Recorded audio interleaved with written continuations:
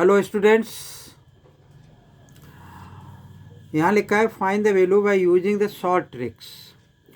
कुछ ऐसे square root के अंदर या क्यूब रूट के अंदर ऐसी वैल्यूज होती हैं, ऐसी सीरीज जैसी बनी हुई होती है जो देखने में बड़ा ऑड लगती है, और अगर उनको शॉर्ट ट्रिक्स नहीं आ रही हो तो उनको करने में बहुत प्रॉब्लम।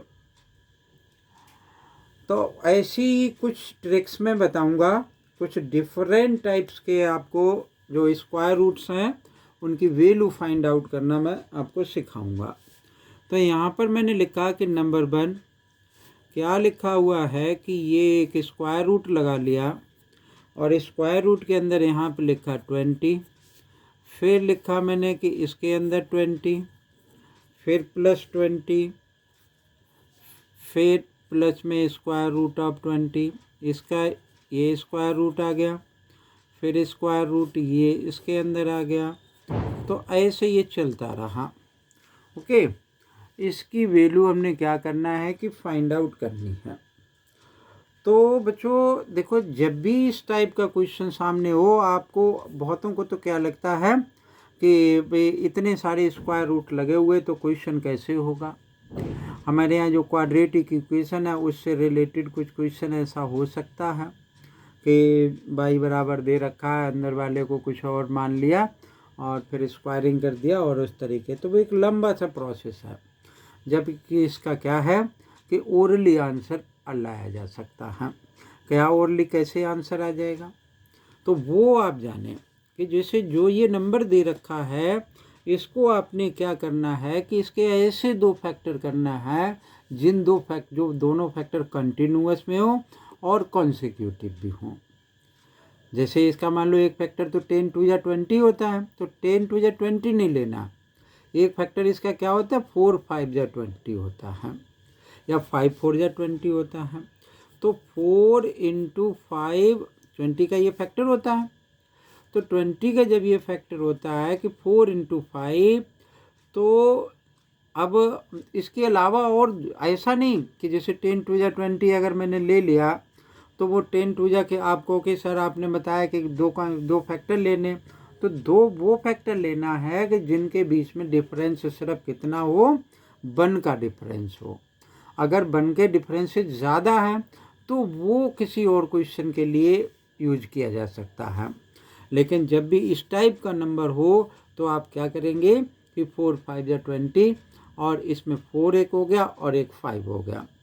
तो अगर यहाँ पर प्लस का साइन है बच्चों, तो इस क्वेश्चन का जो आंसर होगा वो हमारे पास क्या हो जाएगा, आंसर = 5 होगा। फिर से जानो कि अगर ये साइन प्लस का है, अगर ये साइन जो हमने बना रखा है मतलब बीच में साइन अगर प्लस का है, तो इसका जो बड़ा वाला फैक्टर है वो इसका क्या हो जाएगा, आंसर हो जाएगा। अगर सपोज कर लो कि यही इस तरीके से लिखा हुआ होता कि 20 माइनस फिर 20 लिख लिया, फिर 20 लिख लिया इस तरीके से, फिर 20 लिखते चले गए, डॉट डॉट डाल देता हूँ यहाँ पर। तो अब एक प्लस का है, ये माइनस का है, फिर ये प्लस का, फिर यहाँ पर मैंने क्या लिख लिया, माइनस लिख लिया। तो एक प्लस का, एक माइनस का, फिर एक प्लस का, एक माइनस का। तो उस केस में आप क्या करेंगे कि फिर इसके फैक्टर हमारे क्या हो गए, 4 × 5 इसका फैक्टर हो गया।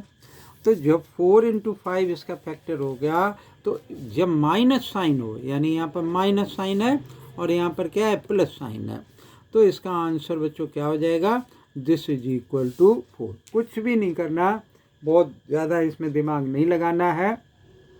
इसका आंसर क्या है कि कम्पिटिटिव एग्जाम्स में क्या होता है, ज़्यादातर MCQ होता है। तो उन MCQ में क्या होगा कि आप इस तरीके से इन क्वेश्चंस की वैल्यू फाइंड आउट कर सकते हैं। अगर मैं इसका फार्मूला बताऊं तो फार्मूला क्या हो सकता है कि यहाँ लिखा मैंने 4a और प्लस का 1 और प्लस का स्क्वायर रूट के बाहर 1 लिखा और डिवाइडेड बाई 2। ए क्या है, जो भी नंबर हमें गिवन है वो नंबर हो गया। आप पुट करके देखो इसमें वैल्यू, ए की जगह पे 20 लिखा तो 24 × 80, 80 को +1 किया 81, 81 का स्क्वायर रूट कितना हुआ, 9 हुआ, 9 + 1 कितना हो गया, 10, 10 को 2 से डिवाइड कर दिया, कितना आ गया आंसर हमारा, 5 आंसर आ गया। अगर यहाँ पर माइनस है तो हम क्या कर सकते हैं कि हमने लिखा यहाँ पे 4a प्लस का 1 और स्क्वायर रूट के बाहर माइनस लगा लिया और ये हमारे पास क्या बन गया 2 आ गया। ठीक है, फिर देख लो a की वैल्यू आपने क्या रखी 20, 24 या कितना हो गया 80 प्लस 1 81, 9 हो गया, 9 में से बन गया 8 को 2 से डिवाइड किया क्या आ गया 4 आंसर हो गया, है ना। तो बहुत मज़ेदार ट्रिक है। और आगे देखते हैं, एक और बताते हैं आपको। तो ये सेकेंड क्वेश्चन हमने लिख लिया, थर्ड वाला लिखते हैं। सपोज कर लो कि एक इस तरीके से लिखा है कि 5 आ गया, फिर आ गया 5, मतलब जो भी नंबर है वो स्क्वायर रूट के अंदर आता चला जा रहा है, फिर 5 आ गया। ठीक है, तो ऐसे चलता रहा और इन्फिनिटी तक ये पहुंच गया। तो बच्चों हमें फिर कुछ नहीं करना है इसमें। जब भी अगर इन्फिनिटी हो आपको ध्यान रखना है कि अगर इनफाइनाइट लिखा हुआ है तो इस क्वेश्चन का आंसर आपको क्या लिख देना है कि वो 5 के इक्वल आ जाएगा। अगर ये इनफाइनाइट नहीं है तो इसकी वैल्यू क्या होगी, फिर चेंज हो जाएगी। ओके, तो इसकी वैल्यू किसके इक्वल हो जाएगी, हमारी वैल्यू इसकी आ जाएगी 5 के इक्वल आ जाएगी अगर इनफाइनाइट है। ठीक है, इस फार्मूले में इसका अगर मैं फार्मूला तैयार करूं बताऊं आपको, तो स्क्वायर रूट ऑफ 4a और प्लस का 1 और क्या आ गया डिवीजन में 2 और प्लस का 1। ठीक है, वैल्यू डाल करके देख लेते हैं, वेरीफाई कर लेते हैं इस फार्मूले को। 5 डाला यहाँ पर तो 5 4 जा 20 और 5 4 जा 20 और 20 प्लस 20 को हमने किससे डिवाइड किया कि 20 को 2 से डिवाइड किया तो नहीं, स्क्वायर रूट के अंदर नहीं आया, ये प्लस का 1 ये हुआ। तो फार्मूला चेंज करके बताएंगे फिलहाल में कि √5 इनफाइनाइट तक है तो ये किसके इक्वल आएगा 5 के इक्वल आएगा। ओके, और नेक्स्ट वाला देखते हैं कि क्या बना हमारे पास कि ये लिखा हमने कि स्क्वायर रूट ऑफ, फिर 5 लिख लिया, फिर स्क्वायर रूट ऑफ 5 लिख लिया, फिर स्क्वायर रूट ऑफ 5 लिख लिया। ठीक है, तो फिर स्क्वायर रूट ऑफ 5 लिख लिया, फिर स्क्वायर रूट ऑफ 5 लिख लिया, कितने हो गए 5 हो गए इसके अंदर।